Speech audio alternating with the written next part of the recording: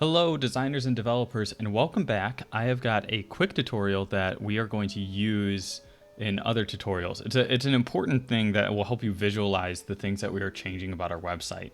So you can see that I've already made a little bit of changes to this About Me website. It's orange on the background, we've got some white text, some of the fonts are larger, and I did that by editing the CSS to it. So you can see that my body, my H1, H2, paragraph, and unordered list have all been edited in the CS document.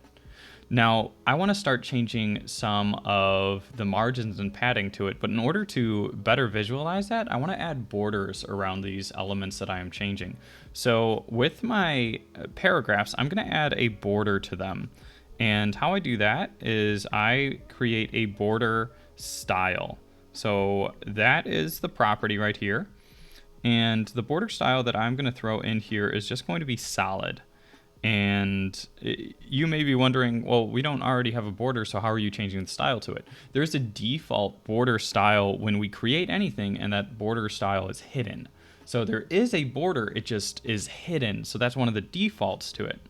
So now when I go back to my index, you can see that I already have these borders around my paragraphs, and they have a little bit of defaults in there where we can actually see where they begin and end, and they go all the way from end to end of the page.